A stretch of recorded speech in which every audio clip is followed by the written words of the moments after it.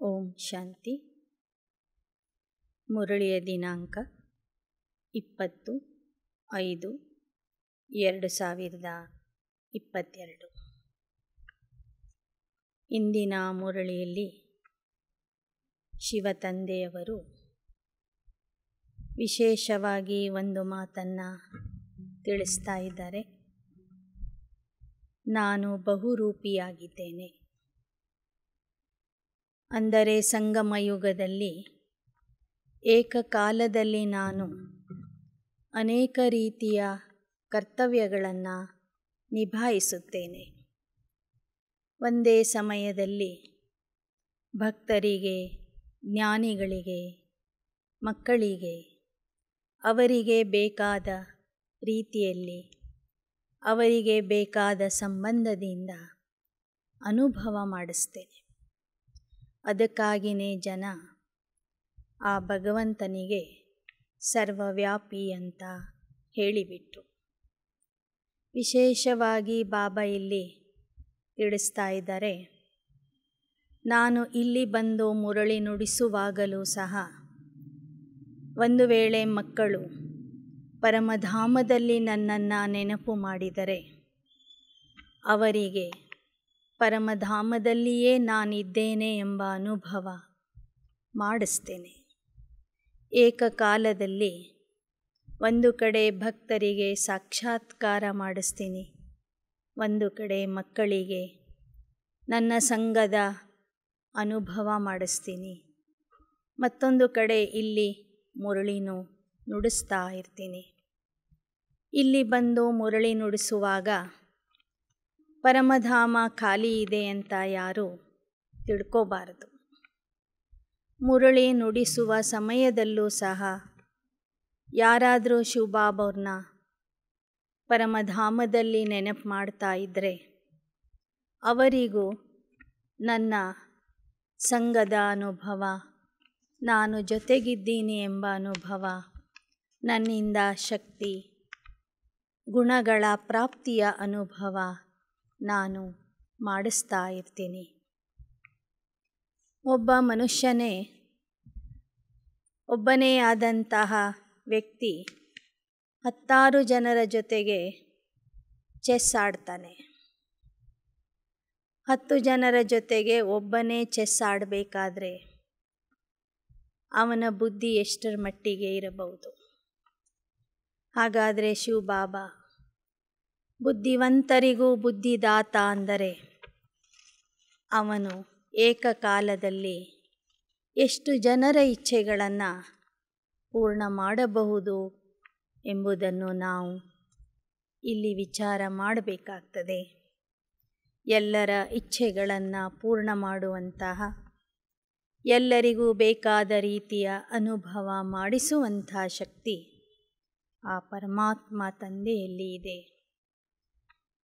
मीठे बच्चे, अपने इस जीवन को कौड़ी से हीरे जैसा बनाना है तो समय को सफल करो. अवगुणों को निकालो, खाने पीने सोने में समय बर्बाद मत करो. ಮಧುರ ಮಕ್ಕಳೇ, ತಮ್ಮ ಈ ಜೀವನವನ್ನು ಕೌಡೆಯಿಂದ ವಜ್ರ ಸಮಾನ ಮಾಡಿಕೊಳ್ಳಬೇಕು. ಅದಕ್ಕಾಗಿ ಸಮಯವನ್ನು ಸಫಲ ಮಾಡಿಕೊಳ್ಳಿರಿ. ಅವಗುಣಗಳನ್ನು ತೆಗೆದುಹಾಕಿರಿ. ಊಟ ಮಾಡುವುದು, ತಿಂಡಿ ತಿನ್ನುವುದು, ಮಲಗುವುದರಲ್ಲಿನೇ ನಿಮ್ಮ ಸಮಯವನ್ನು ಹಾಳು ಮಾಡಬೇಡಿ. ಪ್ರಶ್ನೆ: मनुष्यों ने किस एक शब्द से सबको भगवान का रूप समझ लिया? ಮನುಷ್ಯರು ಯಾವ ಒಂದು ಶಬ್ದದ ಕಾರಣದಿಂದ ಪರಮಾತ್ಮನಿಗೆ ಸರ್ವವ್ಯಾಪಿ ಅಂತ ಹೇಳಿಬಿಟ್ರು? ಈ ಪ್ರಪಂಚದಲ್ಲಿ ಇರುವ ಎಲ್ಲ ವಸ್ತುಗಳು, ಪ್ರಾಣಿಗಳು, ವ್ಯಕ್ತಿಗಳು ಪರಮಾತ್ಮನ ರೂಪ ಆಗಿದೆ ಅಂತ ಹೇಳಿಬಿಟ್ರು. उत्तर: बाबा कहता, इस समय मैं बहुरूपी हूँ. ऐसे नहीं।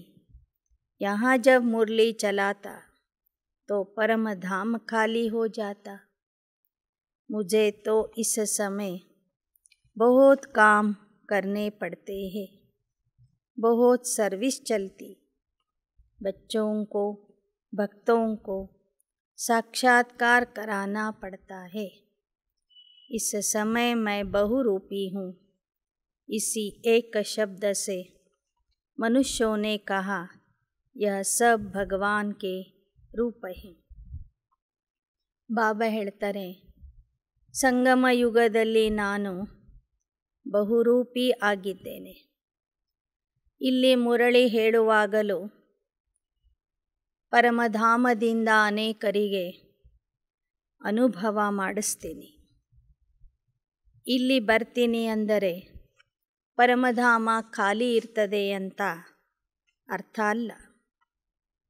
ಸಂಗಮ ಯುಗದಲ್ಲಿ ಏಕಕಾಲಕ್ಕೆ ನಾನು ಅನೇಕ ಕೆಲಸಗಳನ್ನು ಮಾಡ್ತೀನಿ, ಸೇವೆ ಮಾಡ್ತೀನಿ.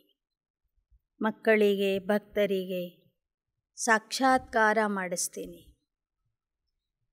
1000 ಜನ ಮಕ್ಕಳ ಜೊತೆಗೂ ಸಹ ನಾನು ಇದ್ದೇನೆ ಎಂಬ ಅನುಭವ ಮಾಡಿಸ್ತೀನಿ. ಹೀಗೆ ಈ ಸಮಯದಲ್ಲಿ ನಾನು ಬಹುರೂಪಿಯಾಗಿ ಎಲ್ಲ ಸಂಬಂಧಗಳನ್ನು ಮಕ್ಕಳ ಜೊತೆಗೆ ನಿಭಾಯಿಸ್ತೀನಿ. ಈ ಬಹುರೂಪಿ ಎಂಬ ಶಬ್ದದಿಂದ ಮನುಷ್ಯರು ಪರಮಾತ್ಮ ಎಲ್ಲ ಕಡೆಗೂ ಇದ್ದಾನೆ ಅಂತ ಹೇಳಿಬಿಟ್ರು. ಎಲ್ಲವೂ ಕೂಡ ಭಗವಂತನ ರೂಪ ಆಗಿದೆ. ಎಲ್ಲ ವಸ್ತುಗಳು, ಪ್ರಾಣಿಗಳು, ವ್ಯಕ್ತಿಗಳು, ಈ ಪ್ರಪಂಚನೇ ಭಗವಂತನ ರೂಪ ಆಗಿದೆ. ಎಲ್ಲರೂ ಭಗವಂತನ ರೂಪ ಆಗಿದ್ದಾರೆ ಅಂತ ತಿಳಿಸಿಬಿಟ್ರು. ಪ್ರಶ್ನೆ: बाप की किस श्रीमत को पालन करने वाले बच्चे सपूत है? ತಂದೆಯ ಯಾವ ಶ್ರೀಮತವನ್ನು ಪಾಲನೆ ಮಾಡುವಂಥ ಮಕ್ಕಳು ಸುಪುತ್ರ ಆಗಿರ್ತಾರೆ. बाबा कहते, बच्चे कभी भी डिससर्विस न करो. टाइम बहुत वैल्यूएबल है, इसे सोने में न गवाओ. कम से कम 8 घंटा मेरे खातिर दो. यह श्रीमत पालन करने वाले सपूत है. ಬಾಬಾ ಹೇಳ್ತಾರೆ, ಯಾವತ್ತೂ ಅಪಪ್ರಚಾರ ಮಾಡಬೇಡಿ. ಸಮಯ ಬಹಳ ಅಮೂಲ್ಯ ಆಗಿದೆ. ಇದನ್ನು ನಿದ್ದೆ ಮಾಡೋದರಲ್ಲಿ ಕಳಿಬೇಡಿ. ಕಡಿಮೆ ಅಂದರೆ 8 ಗಂಟೆ ಸಮಯ ನನಗಾಗಿ ನೀವು ಕೊಡಬೇಕು. ಈ ಶ್ರೀಮತದ ಪಾಲನೆ ಮಾಡುವಂಥ ಮಕ್ಕಳೇ ಸುಪುತ್ರ ಆಗಿರ್ತಾರೆ. ಯಾರು ಸಮಯದ ಮಹತ್ವವನ್ನು ಅರಿತು 8 ಗಂಟೆಯ ಸಮಯ ಪುರುಷಾರ್ಥ ಮಾಡಲಿಕ್ಕೆ ಕೊಡ್ತಾರೆ, ಅವರೇ ಸುಪುತ್ರರು. ಗೀತ್: ತೂನೆ ರಾತ ಗವಾಯಿ ಸೋಕೆ ದಿನ ಗವಾಯ ಖಾಕೆ. ಇಂದಿನ ಮನುಷ್ಯ ರಾತ್ರಿಯೆಲ್ಲ ನಿದ್ದೆ ಮಾಡೋದರಲ್ಲಿ ಕಳೀತಾ ಇದ್ದಾನೆ, ಹಗಲೆಲ್ಲ ಊಟ ಮಾಡೋದರಲ್ಲಿ ಕಳೀತಾ ಇದ್ದಾನೆ. ಅಂದರೆ ಆ ಹೊಟ್ಟೆ ಪೋಷಣೆಗಾಗಿ ದುಡಿಯೋದ್ರಲ್ಲಿನೇ ಕಳೀತಾ ಇದ್ದಾನೆ. ಓಂ ಶಾಂತಿ. बच्चों को बाप समझा रहे हैं. बच्चे जानते हैं हम सब एक बाप के बच्चे हैं.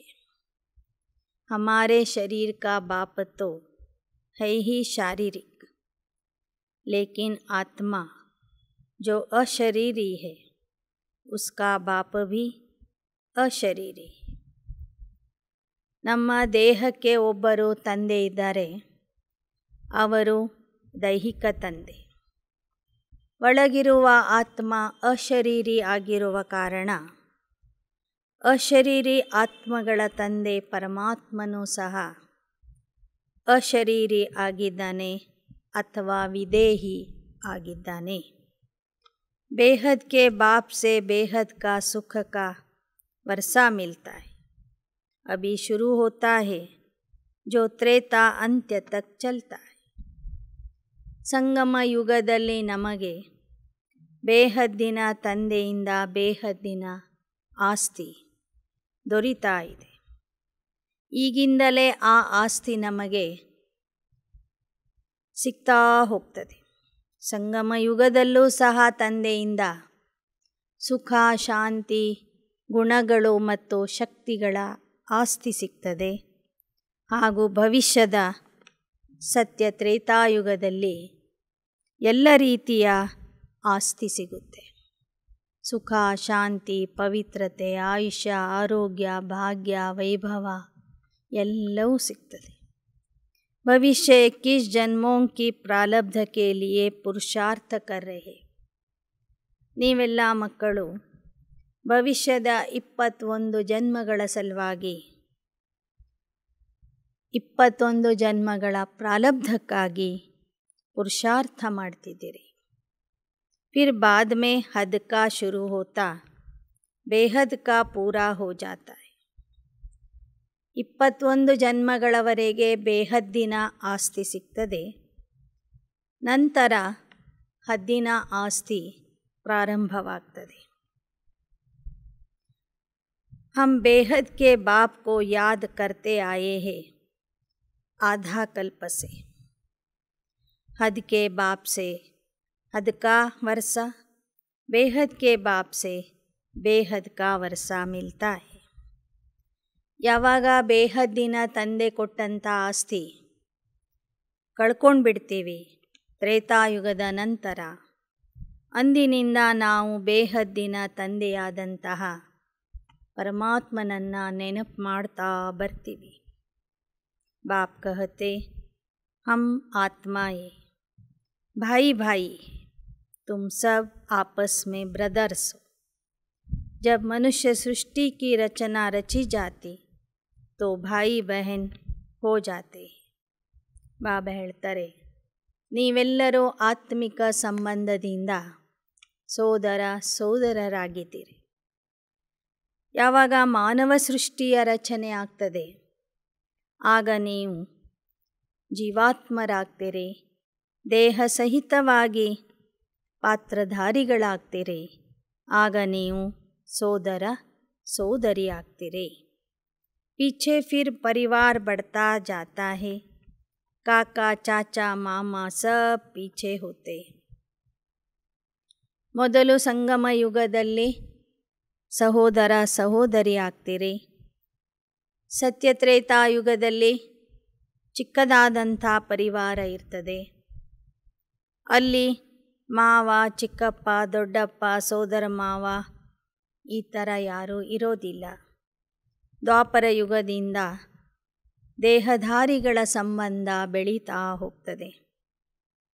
इस समय बाप रचना रच रहे हैं, बच्चे और बच्चियां हैं, दूसरा कोई संबंध नहीं। ಸಂಗಮ ಯುಗದಲ್ಲಿ ಕೇವಲ ಸಹೋದರ ಸಹೋದರಿಯರ ಸಂಬಂಧ ಇದೆ ವಿನಃ ಇಲ್ಲಿ ಬೇರೆ ಯಾವ ಸಂಬಂಧನೂ ಇಲ್ಲ। ಒಬ್ಬ ತಂದೆ, ನಾವೆಲ್ಲ ಮಕ್ಕಳು, ಸೋದರ ಸೋದರಿಯರು। अभी तुमको नया जन्म मिल गया। जानते हो हम ईश्वरीय संतान शिववंशी ब्रह्मा कुमार कुमारियाँ हैं। ब्रह्मा कुमार कुमारियों का और कोई संबंध नहीं। ಬಾಬಾ ಹೇಳ್ತಾರೆ, ಈಗ ನಾವು ಶಿವವಂಶಿ ಬ್ರಹ್ಮ ಕುಮಾರಿಯರಾಗಿದೆ। ಈ ಸೋದರ ಸೋದರಿಯ ಸಂಬಂಧ ಬಿಟ್ಟರೆ ಇಲ್ಲಿ ನಮಗೆ ಬೇರೆ ಯಾವ ಸಂಬಂಧನೂ ಇಲ್ಲ। हम कहते बाबा हम आपके। बाप कहते बच्चे भविष्य के लिए पुरुषार्थ करके अपना जीवन हीरे जैसा बनाना है। सारा दिन सिर्फ खाना पीना, रात को सोना और बाप को याद न करना, इससे कोई हीरे जैसा जन्म नहीं मिलेगा. ಬಾಬಾ ಹೇಳ್ತಾರೆ, ಭವಿಷ್ಯಕ್ಕಾಗಿ ನೀವು ಪುರುಷಾರ್ಥ ಮಾಡಿರಿ, ನಿಮ್ಮ ಜೀವನ ವಜ್ರ ಸಮಾನ ಮಾಡಿಕೊಳ್ಳಿ. ಅದನ್ನು ಬಿಟ್ಟು ಇಡೀ ದಿನ ಊಟ ಮಾಡೋದು, ಮಲಗೋದು ಮತ್ತು ರಾತ್ರಿಯೂ ಸಹ ತಂದೆಯನ್ನು ನೆನಪು ಮಾಡದೇ ಇರುವುದೇನಿದೆ ಅದು ವ್ಯರ್ಥ ಆಗಿದೆ ಅಂತ ಹೇಳ್ತಾರೆ ಬಾಬಾ. ಆ ಥರ ಮಾಡೋದ್ರಿಂದ ನಿಮ್ಮ ಜೀವನ ವಜ್ರ ಸಮಾನ ಆಗೋದಿಲ್ಲ. बाप कहते शरीर निर्वाह अर्थ कर्म करते, गृहस्थ व्यवहार में रहते कमल फूल समान बनना है. समझते हैं हम कौड़ी से हीरे जैसा, अर्थात मनुष्य से देवता बन रहे. ತಂದೆ ಹೇಳ್ತಾರೆ, ಶರೀರ ನಿರ್ವಹಣೆಗಾಗಿ ಕರ್ಮ ಮಾಡ್ತಿದ್ರೂ ಗೃಹಸ್ಥ ವ್ಯವಹಾರದಲ್ಲಿ ಇದ್ದು ನೀವು ಕಮಲ ಪುಷ್ಪದ ಸಮಾನ ಇರಬೇಕು. ಕೌಡೆಯಿಂದ ವಜ್ರ ಅಂದರೆ ಮನುಷ್ಯರಿಂದ ದೇವತಾ ಆಗಲಿಕ್ಕಾಗಿಯೇ ನಾವಿಲ್ಲಿ ಬಂದಿದ್ದೇವೆ. ಮನುಷ್ಯೋं में बहुत अवगुण है, इसलिए गाते देवताओं के आगे आप सर्वगुण संपन्न, हम पापी नीच है. ಇಂದಿನ ಮನುಷ್ಯರಲ್ಲಿ ಅವಗುಣಗಳು ಇರುವ ಕಾರಣ ದೇವತೆಗಳ ಮುಂದೆ ಹೋಗಿ ಇವರು ಹಾಡ್ತಾ ಇದ್ದಾರೆ, ನೀವು ಸರ್ವಗುಣ ಸಂಪನ್ನರು, ನಾವು ಪಾಪಾತ್ಮರು, ನೀಚರು ಅಂತ. अब बाप कहते अपने से आसुरी गुणों को निकाल ईश्वरीय दैवी गुण धारण करने. ಈಗ ಬಾಬಾ ಹೇಳ್ತಾರೆ, ನಿಮ್ಮಲ್ಲಿ ಇರುವ ಆಸುರಿ ಗುಣಗಳನ್ನು ತೆಗೆದುಹಾಕಿ ದೈವಿ ಗುಣಗಳನ್ನು धारणे ಮಾಡ್ಕೊಳ್ಳಿ. बाप निराकार है, मनुष्य सृष्टि का बीज रूप, वह सत्य है, चैतन्य है, ज्ञान का सागर है. ಬಾಬಾ ನಿರಾಕಾರ ಇದ್ದಾರೆ, ಮನುಷ್ಯ ಸೃಷ್ಟಿಯ ಬೀಜ ರೂಪ ಆಗಿದ್ದಾರೆ, ಸತ್ಯ, ಚೈತನ್ಯ, ಜ್ಞಾನದ ಸಾಗರ ಆಗಿದ್ದಾರೆ. अभी जो तुम यह सुनते हो यह ज्ञान फिर प्राय लोप हो जाएगा. ಈಗ ನೀವೇನು ಈ ಎಲ್ಲ ವಿಚಾರಗಳನ್ನು ಕೇಳ್ತಾ ಇದ್ದೀರಿ, ಜ್ಞಾನ ಕೇಳ್ತಾ ಇದ್ದೀರಿ. ಈ ಜ್ಞಾನ ಮುಂದೆ ಭವಿಷ್ಯದಲ್ಲಿ ಪ್ರಾಯ ಲೋಪ ಆಗಿಬಿಡ್ತದೆ. फिर भक्ति मार्ग में इसके शास्त्र बनेंगे. ನಂತರ ಭಕ್ತಿ ಮಾರ್ಗದಲ್ಲಿ ಈ ಜ್ಞಾನದ ಆಧಾರದಿಂದ ಶಾಸ್ತ್ರಗಳನ್ನು ರಚನೆ ಮಾಡ್ತೀರಿ. भक्ति मार्ग में यह सुनाते आए कि पानी में स्नान करने से पाप भस्म हो जाएंगे, परंतु पानी से तो पावन नहीं बन सकते. अगर ऐसा होता तो फिर पतित पावन बाप को याद क्यों करते. पाप तो बाप की याद से भस्म होते. ಭಕ್ತಿ ಮಾರ್ಗದಲ್ಲಿ ಹೇಳ್ತಾ ಬಂದರು, ನದಿಯಲ್ಲಿ ಮುಳುಗೋದ್ರಿಂದ ಪಾಪಗಳು ಭಸ್ಮ ಆಗ್ತವೆ ಅಂತ. ಆದರೆ ಬಾಬಾ ಹೇಳ್ತಾರೆ, ಸ್ಥೂಲವಾದ ನೀರಿನಿಂದ ಆತ್ಮ ಪಾವನ ಆಗೋದಿಲ್ಲ. ಒಂದು ವೇಳೆ ಸ್ಥೂಲವಾದ ನೀರಿನಿಂದ ಆತ್ಮ ಪಾವನ ಆಗೋದಾಗಿದ್ದರೆ ಎಲ್ಲರೂ ಆ ಪತಿತ ಪಾವನ ತಂದೆಗೆ ಯಾಕೆ ನೆನಪು ಮಾಡ್ತಿದ್ರು, ಯಾಕೆ ಕರೀತಿದ್ರು. ವಾಸ್ತವಿಕವಾಗಿ ತಂದೆಯ ನೆನಪಿನಿಂದ ಮಾತ್ರ ಆತ್ಮನ ಪಾಪಗಳು ಭಸ್ಮ ಆಗ್ತವೆ. ಲೇಕಿನ್ ಕುಚ್ ಸಮಜ್ತೆ ನಹಿ. ಆದರೆ ಮನುಷ್ಯರು ಏನೂ ಸಹ ತಿಳ್ಕೊಳ್ತಾನೇ ಇಲ್ಲ. ಸಮಜ್ದಾರ್ और ಬೇಸಮಜ್ यह भी एक नाटक बना हुआ है. ತಿಳುವಳಿಕೆಹೀನರು ಮತ್ತು ತಿಳುವಳಿಕೆ ಉಳ್ಳವರ ಪಾತ್ರ ಯಾವ ಯಾವ ಸಮಯದಲ್ಲಿ ನಡೀತದೆ ಅನ್ನೋದು ಈ ಸೃಷ್ಟಿ ನಾಟಕದಲ್ಲಿ ನಿಗದಿಯಾಗಿದೆ. ಈ ನಾಟಕದ ಪಾತ್ರಧಾರಿಗಳಾಗಿ ಯಾರು ನಾಟಕದ ಬಗ್ಗೆ ತಿಳ್ಕೊಳ್ಳೋದಿಲ್ಲ ಅವರಿಗೆ ತಿಳುವಳಿಕೆಹೀನರು, ಅಜ್ಞಾನಿಗಳು ಅಂತ ಹೇಳಲಾಗ್ತದೆ. हिस्ट्री जोग्राफी को न जानना, उनको बेसमझ कहेंगे ना। अभी तुम जानते हो, बाबा ने अपना परिचय दिया कि मैं आया हूँ तुमको हीरे जैसा बनाने। ಈಗ ಸ್ವತಃ ಪರಮಾತ್ಮನೇ ಬಂದು ತಮ್ಮ ಪರಿಚಯ ಕೊಡ್ತಾರೆ, ಹೇಳ್ತಾರೆ, ನಾನು ಬಂದಿದ್ದೀನಿ ನಿಮ್ಮನ್ನು ವಜ್ರ ಸಮಾನ ಮಾಡಲಿಕ್ಕೆ। ऐसे नहीं यहाँ से सुनकर गए, खाया पिया, जैसे आगे चलते थे वैसे चले, वह तो कौड़ी जैसे लाइफ थी। ಇಲ್ಲಿ ಬಂದು ಜ್ಞಾನ ಕೇಳೋದು, ಮನೆಗೆ ಹೋದ ನಂತರ ಊಟ ಮಾಡೋದು, ತಿಂಡಿ ತಿನ್ನೋದು, ಮಲಗೋದ್ರಲ್ಲಿನೇ ಕಾಲ ಕಳೆದ್ರೆ ಅದು ಕೌಡೆ ಸಮಾನ ಜೀವನ ಆಯಿತು। ದೇವತಾओं की हीरे जैसे लाइफ थी। ದೇವತೆಗಳ ಜೀವನ ವಜ್ರ ಸಮಾನ ಆಗಿತ್ತು। ಆ ಥರ ಆಗಲಿಕ್ಕಾಗಿ ನೀವಿಲ್ಲಿ ಬಂದಿದ್ದೀರಿ। तुमको यह भी मालूम नहीं था कि 84 जन्म कैसे ली। अब मैं बताता, अभी तुम औरों को भी समझाने लायक बनते हो। ನಿಮಗೆ ನಿಮ್ಮ ಪರಿಚಯ ಗೊತ್ತಿರಲಿಲ್ಲ। 84 ಜನ್ಮಗಳಲ್ಲಿ ಯಾವ ಥರ ಪಾತ್ರ ಮಾಡ್ತೀರಿ ಅಂತನೂ ಗೊತ್ತಿರಲಿಲ್ಲ। ನಾನು ಬಂದು ಈಗ ತಿಳಿಸ್ತಾ ಇದ್ದೀನಿ। ಈಗ ನೀವು ಈ ಜ್ಞಾನ ತಿಳ್ಕೊಂಡ ನಂತರ ಜನರಿಗೂ ತಿಳಿಸಬೇಕು। ಜನರಿಗೆ ತಿಳಿಸುವಂಥ ಯೋಗ್ಯತೆ ನಿಮ್ಮಲ್ಲಿ ಬರಬೇಕು। ಜ್ಞಾನ ಹೇಳಲಿಕ್ಕೆ ನೀವು ಲಾಯಕ ಆಗಬೇಕು। ऐसे नहीं घर में जाने से फिर वही पुरानी चाल हो जाए। बाप समझदार बनाते हैं तो फिर औरों को समझानी देनी चाहिए। ತಂದೆ ನಿಮಗೆ ಜ್ಞಾನಿಗಳನ್ನಾಗಿ ಮಾಡ್ತಾ ಇದ್ದಾರೆ, ತಿಳುವಳಿಕೆ ಉಳ್ಳವರನ್ನಾಗಿ ಮಾಡ್ತಿದ್ದಾರಂದರೆ ನೀವು ಜನರಿಗೆ ಆ ಜ್ಞಾನವನ್ನು ತಿಳಿಸಬೇಕು।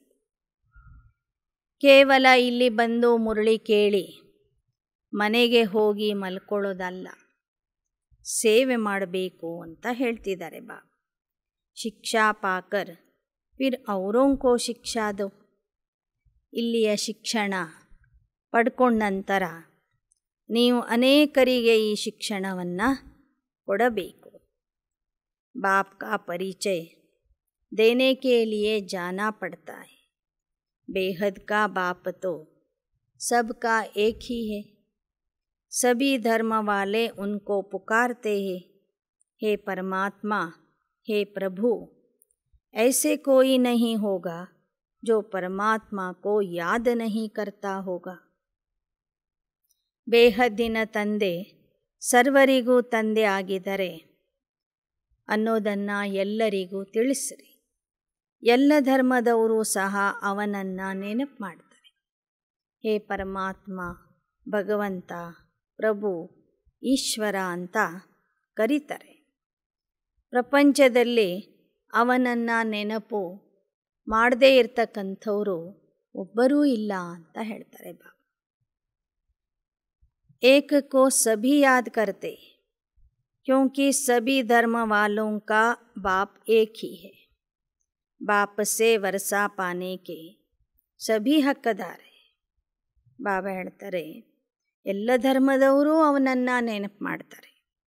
ಯಾಕೆ ಅಂದರೆ ಅವನು ಎಲ್ಲ ಧರ್ಮದವರಿಗೂ ತಂದೆ ಆಗಿದ್ದಾನೆ। ಅವನ ಆಸ್ತಿಯ ಮೇಲೆ ಎಲ್ಲರಿಗೂ ಅಧಿಕಾರ ಇದೆ। वर्षे पर भी समझाना है कि बाप कौन सा वर्षा देते। ಆಸ್ತಿಯ ಬಗ್ಗೆನೂ ತಿಳಿಸಬೇಕು, ಪರಮಾತ್ಮ ಕೊಡುವ ಆಸ್ತಿ ಯಾವುದು ಅಂತ। मुक्ति और जीवन मुक्ति, यहाँ तो सब जीवन बंधन में। बाप आकर रावण के बंधन से छुड़ाते। ಪರಮಾತ್ಮನ ಆಸ್ತಿ ಯಾವುದು ಅಂತನೂ ತಿಳಿಸಬೇಕು। ಮುಕ್ತಿ ಮತ್ತು ಜೀವನ ಮುಕ್ತಿಯೇ ತಂದೆ ಕೊಡುವ ಆಸ್ತಿಯಾಗಿದೆ। ಈ ಸಮಯದಲ್ಲಿ ಎಲ್ಲರೂ ಜೀವನ ಬಂಧನದಲ್ಲಿ ಇದ್ದಾರೆ, ರಾವಣನ ಬಂಧನದಲ್ಲಿ ಇದ್ದಾರೆ।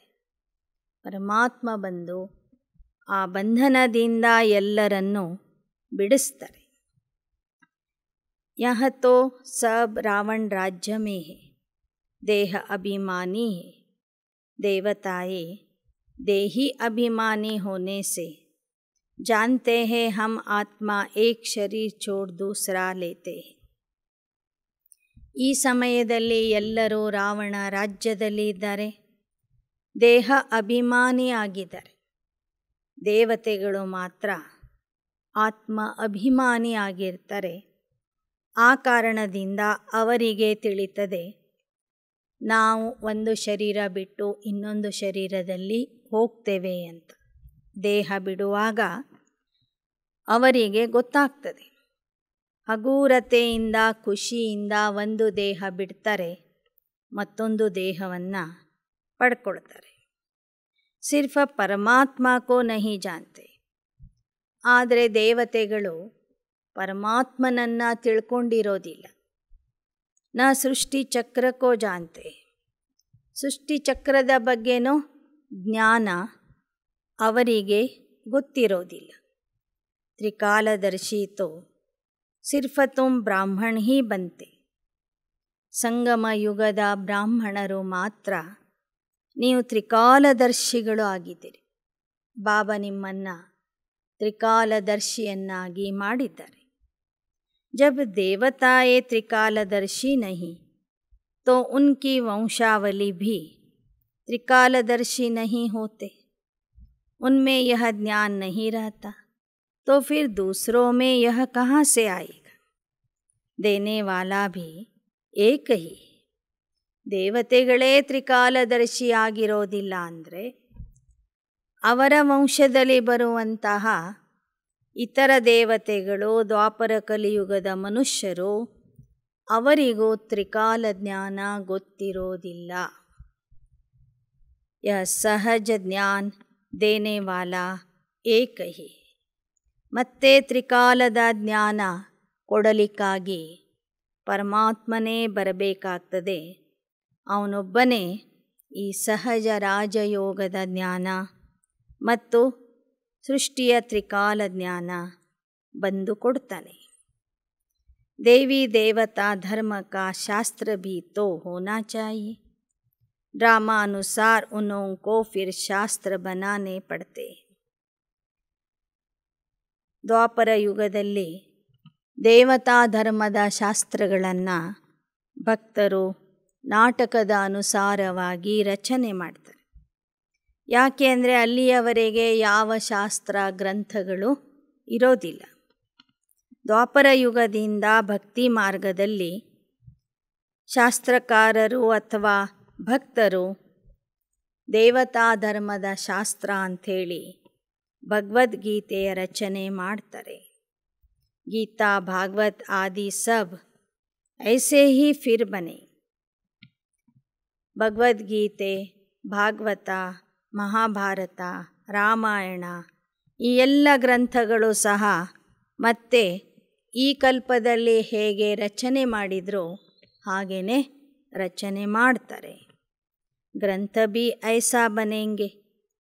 अभी ग्रंथ कितना बड़ा हो गया है, नहीं तो इतना छोटा हाथ से लिखा हुआ था. ಸಿಖ್ ಧರ್ಮದ ಗ್ರಂಥವೂ ಸಹ ಮೊದಲು ಸಣ್ಣ ಆಕಾರದಲ್ಲಿ ಇತ್ತು, ಈಗ ನೋಡಿದರೆ ಎಷ್ಟೊಂದು ದೊಡ್ಡದಾಗಿ ಮಾಡಿದ್ದಾರೆ. ಫಿರ್ ವೃದ್ಧಿ ಮೇಲಾಯಾ ಹೇ, ಯಹ ಭಿ ಐಸೆ ಹೇ. ಗುರುನಾನಕನ ಬೋಧನೆಗಳನ್ನು ಮತ್ತೆ ಮತ್ತೆ ಸೇರಿಸ್ತಾ ಆ ಗ್ರಂಥವನ್ನು ಮತ್ತೆ ವೃದ್ಧಿ ಮಾಡಿದ್ದಾರೆ.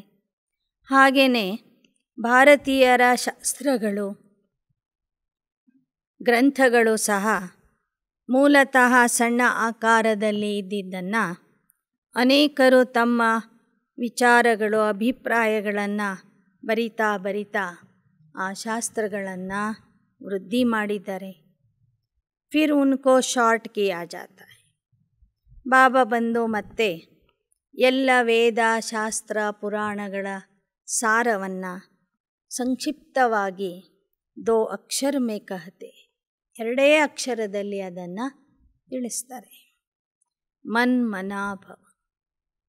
मैं तुमको सब वेदों शास्त्रों का ಸಾರ ಸಮಜಾತ.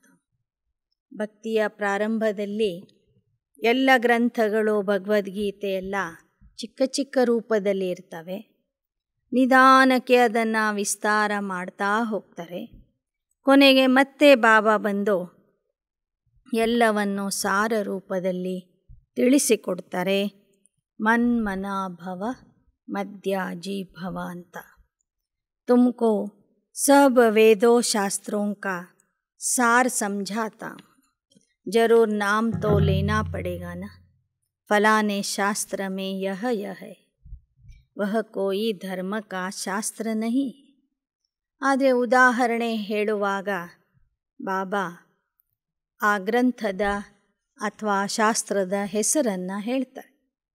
ಭಾಗವತದಲ್ಲಿ ಈ ಥರ ಇದೆ, ಮಹಾಭಾರತದಲ್ಲಿ ಈ ಥರ ಇದೆ, ರಾಮಾಯಣದಲ್ಲಿ ಈ ಥರ ಇದೆ ಅಂತ. ವಾಸ್ತವಿಕವಾಗಿ ಆ ಎಲ್ಲ ಶಾಸ್ತ್ರಗಳು ದೇವತಾ ಧರ್ಮದ ಶಾಸ್ತ್ರಗಳೇ ಅಲ್ಲ. ಕೇವಲ ಭಗವದ್ಗೀತೆ ಮಾತ್ರ ದೇವತಾ ಧರ್ಮದ ಧರ್ಮಶಾಸ್ತ್ರ ಆಗಿದೆ.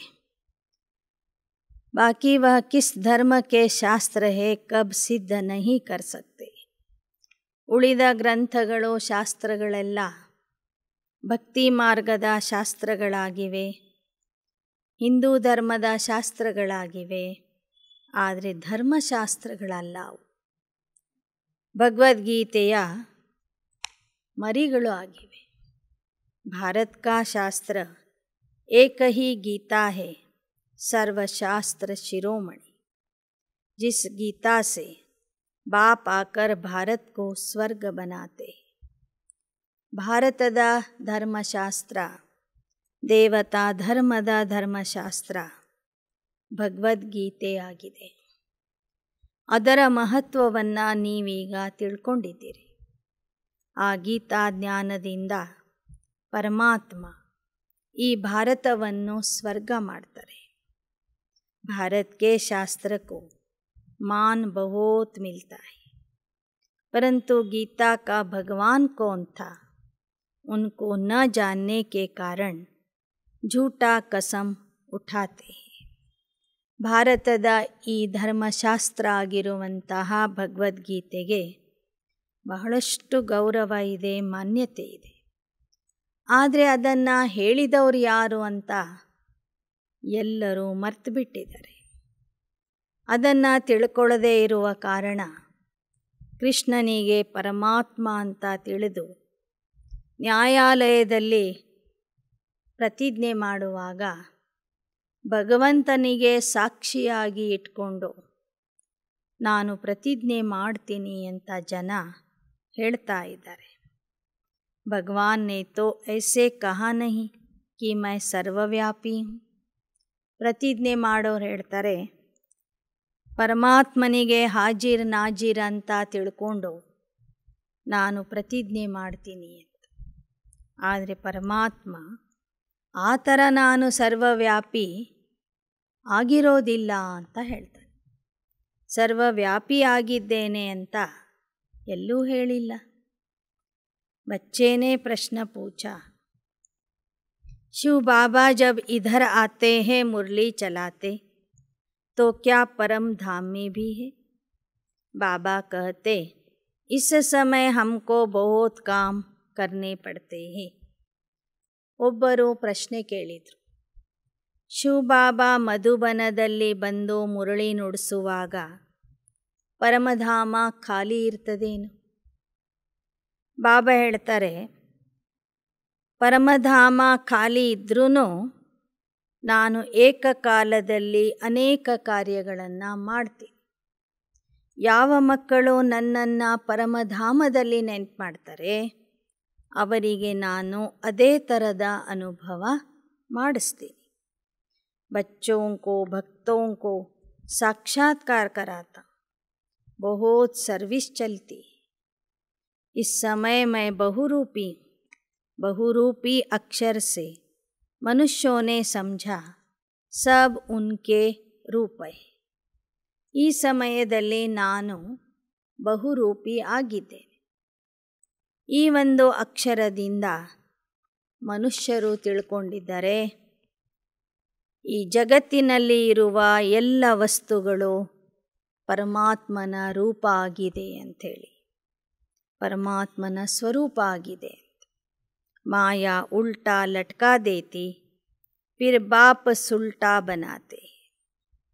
ಹೀಗೆ ಮಾಯೆ ಮನುಷ್ಯರನ್ನು ಉಲ್ಟಾ ಮಾಡಿಬಿಡ್ತದೆ. ಬಾಬಾ ಬಂದು ಸೀದಾ ಮಾಡ್ತಾರೆ.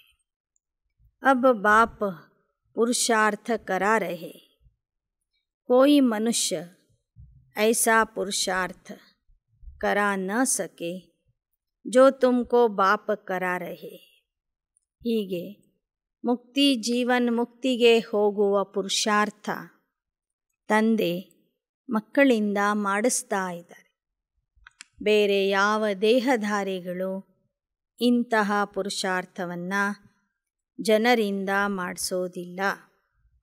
बाप कहते जो सपूत बच्चे होंगे वही बाप के मददगार बन सर्विस करें, वह कभी डिस सर्विस नहीं करेंगे. अगर कोई डिस सर्विस करते हैं तो गोया अपनी करते. बाबा कहते मीठे बच्चे यह टाइम बहुत वैल्यूएबल, तुम भविष्य 21 जन्म के लिए कमाई करते. ಬಾಬಾ ಹೇಳ್ತಾರೆ ಸುಪುತ್ರರು ಎಂದು ಅಪಪ್ರಚಾರ ಮಾಡೋದಿಲ್ಲ. ಅಪಪ್ರಚಾರದಿಂದ ಅವರ ಹೆಸರೇ ಕೆಟ್ಟೋಗ್ತದೆ ವಿನಃ ತಂದೆಗೆ ಯಾವುದೇ ರೀತಿಯ ನುಕ್ಸಾನ ಆಗೋದಿಲ್ಲ. ಅದಕ್ಕೆ ಬಾಬಾ ಹೇಳ್ತಾರೆ ಸಂಗಮ ಯುಗದ ಈ ಸಮಯ ಬಹಳ ಅಮೂಲ್ಯ ಆಗಿದೆ. ಏಕೆಂದರೆ ನೀವು ಭವಿಷ್ಯದ 21 ಜನ್ಮಕ್ಕಾಗಿ ಇಲ್ಲಿ ಪ್ರಾಪ್ತಿ ಮಾಡಿಕೊಳ್ತಾ ಇದ್ದೀರಿ, ಕಮಾಯಿ ಮಾಡಿಕೊಳ್ತಾ ಇದ್ದೀರಿ. ಕಿತನಿ ಭಾರಿ ಕಮಾಯಿ है तो उसमें लग जाना चाहिए. जैसे गवर्नमेंट की सर्विस में 8 घंटा रहते, बाबा भी कहते मेरे खातिर 8 घंटा दो, रात को सोकर अपना समय बर्बाद मत करो. ಅಂಥ ಭಾರಿ ಸಂಪಾದನೆಯ ಸಲುವಾಗಿ ನೀವೆಷ್ಟು ಪುರುಷಾರ್ಥ ಮಾಡಬೇಕು, ಬಾಬಾವ್ರನ್ನ ನೆನಪು ಮಾಡಬೇಕು. ಹೇಗೆ ಸರ್ಕಾರದ ಸೇವೆಯನ್ನು 8 ಗಂಟೆಗಳ ಸಮಯ ಮಾಡ್ತೀರಿ, ಹಾಗೆ ನಿಮ್ಮ ಪ್ರಾಪ್ತಿಗಾಗಿ ನೀವು 8 ಗಂಟೆಗಳ ಸಮಯ ಪುರುಷಾರ್ಥ ಮಾಡಲಿಕ್ಕೆ ಕೊಡಬೇಕು. ರಾತ್ರಿ ಹಗಲು ನಿದ್ದೆ ಮಾಡೋದರಲ್ಲಿ ಸಮಯ ಕಳಿಬಾರ್ದು. ದಿನ ರಾತ್ ಕಮಾಯಿ ಕರ್ನಿ, ಹಗಲು ರಾತ್ರಿನೂ ಸಹ ನೀವು ನಿಮ್ಮ ಪ್ರಾಪ್ತಿಗಾಗಿ ಭವಿಷ್ಯದ ಸಂಪಾದನೆಗಾಗಿ ಪುರುಷಾರ್ಥ ಮಾಡಬೇಕು. मनुष्य जब धंधे पर जाते हैं तो पहले मंदिर के सामने हाथ जोड़कर फिर दुकान पर जाते, लौटते समय फिर भूल जाते, घर याद आ जाता है, वह भी अच्छा है, परंतु अर्थ कुछ भी नहीं जानते. ಲೌಕಿಕದಲ್ಲಿ ಮನುಷ್ಯರು ಉದ್ಯೋಗ ವ್ಯಾಪಾರ ನೌಕರಿಗೆ ಹೋಗುವಾಗ ಮಧ್ಯದಲ್ಲಿ ಎಲ್ಲಾದರೂ ದೇವಸ್ಥಾನ ಕಂಡರೆ ಅಲ್ಲಿ ಕೈ ಜೋಡಿಸಿ ನಮಸ್ಕಾರ ಮಾಡಿ ಮುಂದೆ ಹೋಗ್ತಾರೆ. ಆದರೆ ವಾಪಸ್ ಬರುವಾಗ ಮರೆತು ಬಿಡ್ತಾರೆ. ಬಾಬಾ ಹೇಳ್ತಾರೆ ಅಷ್ಟಾದರೂ ಮಾಡ್ತಾರಲ್ಲ, ಕೆಲಸಕ್ಕೆ ಹೋಗುವಾಗ ಪರಮಾತ್ಮನ ಸ್ಮರಣೆ ಮಾಡಿ ನಮಸ್ಕಾರ ಮಾಡಿ ಹೋಗ್ತಾರೆ. ಆದರೆ ಪರಮಾತ್ಮ ಯಾರೋ, ಅವನಿಂದ ನಮಗೇನು ಸಿಗುತ್ತೆ ಅನ್ನೋದು ಕುಚ್ ಬಿ ನಹಿ ಜಾನ್ತೆ, ಅದು ಏನು ಸಹ ಅವರಿಗೆ ಗೊತ್ತೇ ಇಲ್ಲ. बच्चों को कलकत्ते में बहुत अच्छी रीति समझाना चाहिए. काली माता का वहाँ बड़ा मान है. बंगाली लोगों की रस्म रिवाज अपनी होती. ಕಲ್ಕತ್ತಾದಲ್ಲಿ ಮಕ್ಕಳು ಹೋಗಿ ಬಹಳ ಚೆನ್ನಾಗಿ ಸೇವೆ ಮಾಡಬೇಕು. ಒಳ್ಳೆಯ ರೀತಿಯಿಂದ ಜ್ಞಾನವನ್ನು ತಿಳಿಸಬೇಕು. ಅಲ್ಲಿ ಕಾಳಿದೇವಿಯ ಪೂಜೆ ಬಹಳ ಪ್ರಮಾಣದಲ್ಲಿ, ಹೆಚ್ಚು ಪ್ರಮಾಣದಲ್ಲಿ ನಡೀತದೆ. ಕಾಳಿದೇವಿಗೆ ಬಹಳ ಮಾನ್ಯತೆ ಕೊಡ್ತಾರೆ. ಬಂಗಾಲಿ ಜನರ ರೀತಿ ಪದ್ಧತಿಗಳೇ ಸ್ವಲ್ಪ ಬೇರೆ ಇವೆ. ब्राह्मणों को मछली ज़रूर खिलाते, बड़े आदमी अपने तालाब बनाकर फिर उसमें मछलियाँ पालते हैं, तो ब्राह्मणों को भी वह खिलाएंगे. ಬಂಗಾಲ ಪ್ರಾಂತದ ಬ್ರಾಹ್ಮಣರು ಸಹ ಮೀನುಗಳನ್ನು ತಿಂತಾರೆ, ಬರುವಂಥವ್ರಿಗೂ ತಿನ್ನಿಸ್ತಾರೆ. ದೊಡ್ಡ ದೊಡ್ಡ ಶ್ರೀಮಂತರು ತಮ್ಮದೇ ಆದ ಒಂದು ಸರೋವರ ಮಾಡಿಕೊಂಡು ಅದರಲ್ಲಿ ಮೀನುಗಳನ್ನು ಸಾಕಿ ಬೆಳೆಸಿ ಆ ಮೀನುಗಳನ್ನು ಬರುವಂಥ ಬ್ರಾಹ್ಮಣರಿಗೆ, ಅತಿಥಿಗಳಿಗೆ ತಿನ್ನಿಸ್ತಾರೆ. ಅಭಿ ತುಮ್ ಪಕ್ಕೆ ವೈಷ್ಣವ್ ಬಂತೆ ಹೋ, विष्णुपुरी में चलते हो, ऐसे नहीं वहाँ 4 भुजा वाले मनुष्य होंगे. लक्ष्मी नारायण को विष्णु कहा जाता, 2 भुजा उनकी 2 उनकी. तुम महालक्ष्मी की पूजा करते हो, वास्तव में विष्णु की करते हो. दोनों है ना, परंतु इस समय महिमा माताओं की है. ಬಾಬಾ ಹೇಳ್ತಾರೆ, ನೀವು ಮಕ್ಕಳು ಮಾತ್ರ ಈಗ ಪಕ್ಕಾ ವೈಷ್ಣವ ಆಗಿದ್ದೀರಿ. ಶುದ್ಧ ಆಹಾರವನ್ನು ಸ್ವೀಕರಿಸ್ತೀರಿ. ನೀವು ವಿಷ್ಣು ಪುರಿಗೆ ಹೋಗ್ತಾ ಇದ್ದೀರಿ. ವಿಷ್ಣು ಮತ್ತು ಮಹಾಲಕ್ಷ್ಮಿ ಅಂದರೆ ಲಕ್ಷ್ಮೀನಾರಾಯಣರ ಸಂಯುಕ್ತ ರೂಪ ಆಗಿದೆ. ಈ ಸಂಗಮ ಯುಗದಲ್ಲಿ ಮಾತೆಯರ ಮಹತ್ವ ಜಾಸ್ತಿ ಇದೆ. ಆದ್ದರಿಂದ ಮಹಾಲಕ್ಷ್ಮಿಯಗಿಂತ ಜಗದಂಬೆಯ ಪೂಜೆ ಜಾಸ್ತಿ ನಡೀತದೆ. लक्ष्मी का भी नाम गाया हुआ है, लेकिन बाप आकर माताओं द्वारा सबको सद्गति देते हैं. जगत अम्बा फिर राजराजेश्वरी बनती है, माँ की पूजा होती है. वास्तव में जगत अम्बा तो एक है ना. ಬಾಬಾ ಹೇಳ್ತಾರೆ, ಸಂಗಮ ಯುಗದಲ್ಲಿ ಬಾಬಾ ಮಾತೆಯರ ಮೂಲಕ ಸರ್ವರಿಗೂ ಸದ್ಗತಿ ಕೊಡುವಂಥ ಸೇವೆ ಮಾಡಿಸ್ತಾರೆ. ಆ ಕಾರಣದಿಂದ ಜಗದಂಬೆಯ ಜೊತೆಗೆ ಅನೇಕ ಮಾತೆಯರ ಅಥವಾ ಕುಮಾರಿಯರ ಪೂಜೆಯೂ ಸಹ ಭಕ್ತಿ ಮಾರ್ಗದಲ್ಲಿ ದೇವಿಯರ ರೂಪದಲ್ಲಿ ನಡೀತಾ ಇದೆ. जगदम्बा एक है, जैसे शिव का एक लिंग बनाते, फिर छोटे छोटे शालिग्राम भी बनाते हैं, वैसे काली के भी छोटे छोटे मंदिर बहुत है. वह जैसे माँ की संतान. ಹೇಗೆ ರುದ್ರ ಯಜ್ಞದಲ್ಲಿ ಶಿವಲಿಂಗದ ಜೊತೆಗೆ ಅನೇಕ ಶಾಲಿಗ್ರಾಮಗಳನ್ನು ಇಟ್ಟು ಪೂಜೆ ಮಾಡ್ತಾರೆ, ತಂದೆಯ ಜೊತೆಗೆ ಮಕ್ಕಳ ಪೂಜೆ ನಡೀತದೆ. ಹಾಗೆಯೇ ಜಗದಂಬೆ ಅಂದರೆ ಕಾಳಿ ಮಾತೆ. ಆ ಥರ ಕಾಳಿ ಮಾತೆಯ ಜೊತೆಗೆ ಇನ್ನು ಅನೇಕ ಚಿಕ್ಕ ಪುಟ್ಟ ದೇವಿಯರ ಮೂರ್ತಿಗಳನ್ನು ಮಾಡಿ ಪೂಜೆ ಮಾಡ್ತಾರೆ. ಆ ಎಲ್ಲ ಚಿಕ್ಕ ಪುಟ್ಟ ದೇವಿಯರು ಅಂದರೆ ಜಗದಂಬೆಯ ಮಕ್ಕಳಾದಂತಹ ನೀವು ಮಾತೆಯರು ಮತ್ತು ಕುಮಾರಿಯರಾಗಿದ್ದೀರಿ. ನೀವೆಲ್ಲರೂ ಜಗದಂಬೆಯ ಮಕ್ಕಳು. ಆ ಕಾರಣದಿಂದ ಜಗದಂಬೆಯ ಜೊತೆಗೆ ನಿಮ್ಮ ಪೂಜೆಯೂ ಸಹ ಭಕ್ತಿ ಮಾರ್ಗದಲ್ಲಿ ನಡೀತದೆ. ಬಾಪ್ ತುಮಕೋ ಅಪ್ನಾ ಬನಾತೆ ಹೇ, ಇಸ್ಕೋ ಹಿ ಬಲಿ ಚಢನಾ ಕಹಾ ಜಾತಾ ಹೇ. ಇನ್ನು ಕಾಳಿದೇವಿಗೆ ಅನೇಕ ಪ್ರಾಣಿಗಳನ್ನು ಬಲಿ ಕೊಡ್ತಾರೆ. ವಾಸ್ತವಿಕವಾಗಿ ಶಿವಬಾಬಾ ನಿಮ್ಮನ್ನು ತಮ್ಮವರನ್ನಾಗಿ ಮಾಡಿಕೊಂಡಿದ್ದಾರೆ. ನೀವೆಲ್ಲ ಕುಮಾರಿಯರು ಮಾತೆಯರು ಶಿವನಿಗೆ ಅರ್ಪಣೆಯಾಗಿದ್ದೀರಿ. ಅದೇ ನಿಜವಾದ ಬಲಿಯಾಗಿದೆ. ತುಮ್ ಬಲಿ ಚढ़ते हो उन पर, इस ಬ್ರಹ್ಮ पर नहीं. ನೀವೆಲ್ಲ ಮಾತೆಯರು ಕುಮಾರಿಯರು ಶಿವನಿಗೆ ಬಲಿಯಾಗಿದ್ದೀರಿ ವಿನಃ, ಶಿವನಿಗೆ ಬಲಿ ಆಗ್ತೀರಿ ವಿನಃ ಈ ಬ್ರಹ್ಮನಿಗೆ ಅಲ್ಲ. ನೀವು ಶಿವತಂದೆಗೆ ಅರ್ಪಣೆ ಆಗ್ತೀರಿ ವಿನಃ ಬ್ರಹ್ಮ ಬಾಬೋರಿಗೆ ನೀವು ಅರ್ಪಣೆ ಆಗೋದಿಲ್ಲ. अब बाप समझाते टाइम वेस्ट नहीं करना है, धंधा आदि भल करो, पैसा काफ़ी है खाने के लिए, तो फिर जास्ती माथा क्यों मारते हो?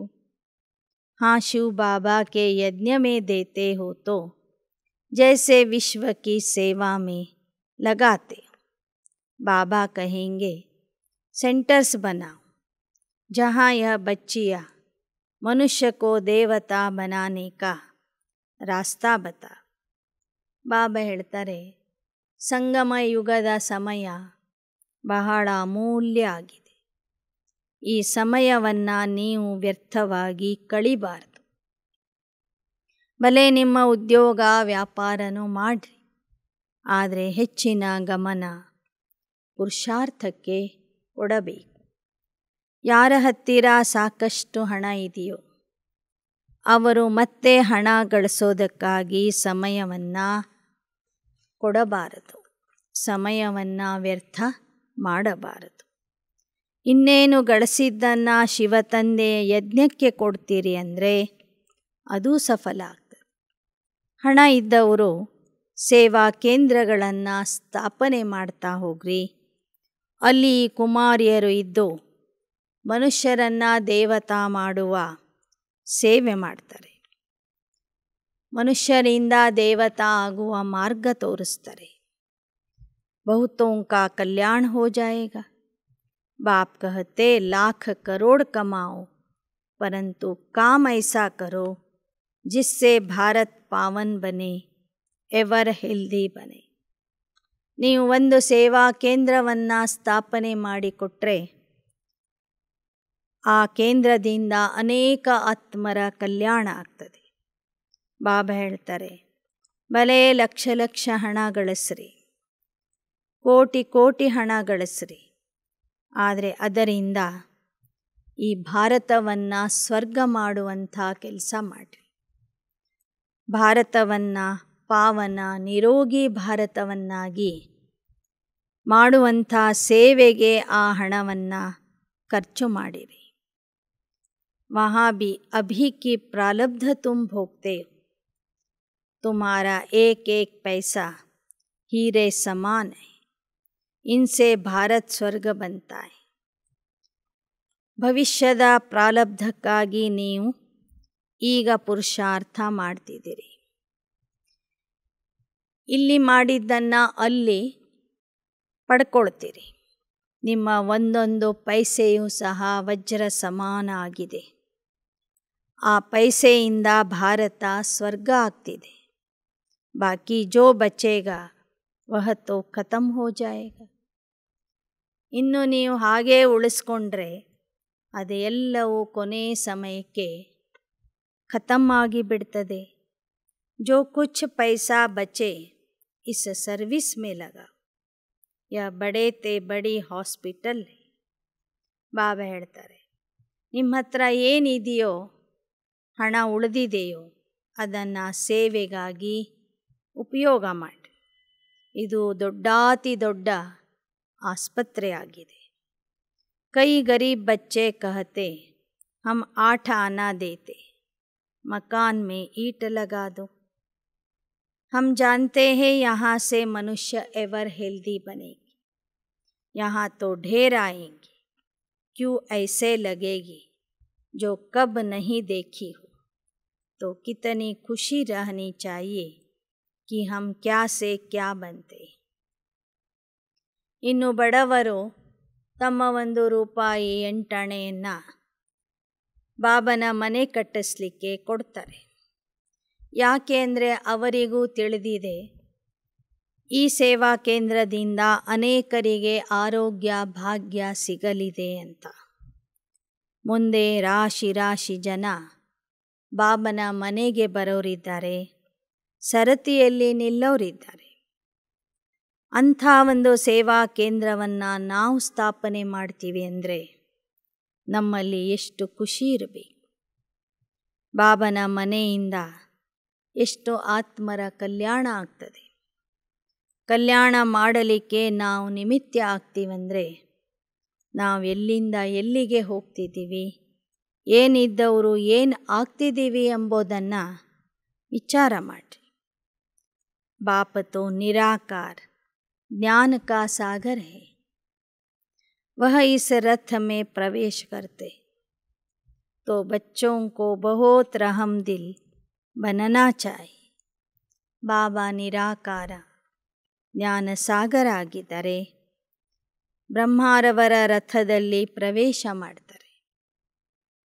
ಶಿವಬಾಬಾ ಎಷ್ಟು ದಯಾಸಾಗರ ಆಗಿದ್ದಾರೆಯೋ ಅಷ್ಟೇ ನೀವು ಮಕ್ಕಳು ಸಹ ದಯಾಹೃದಯಿ ಆಗಬೇಕು. अपने पर भी और दूसरों पर भी रहम करना चाहिए. ದಯಾಹೃದಯಿಗಳಾಗಿ ನಿಮ್ಮ ಮೇಲೇನೂ ದಯೆ ತೋರಿಸ್ಕೊಳ್ಳಿ, ಅನ್ಯರ ಮೇಲೆ ಜನರ ಮೇಲೇನೂ ದಯೆ ತೋರಿಸಿರಿ. अच्छा, मीठे मीठे सिकी लधे बच्चों प्रति माता पिता बाप दादा का याद प्यार और गुड मॉर्निंग. रूहानी बाप की रूहानी बच्चों को नमस्ते. रूहानी बच्चों की रूहानी बाप दादा को याद प्यार, गुड मॉर्निंग और नमस्ते नमस्ते नमस्ते. धारणेಗಾಗಿ मुख्यांशಗಳು. भारत को पावन बनाने की सेवा में अपना तन मन धन सफल करना है. पैसे को हीरा समझ स्वर्ग बनाने की सेवा में लगाना है.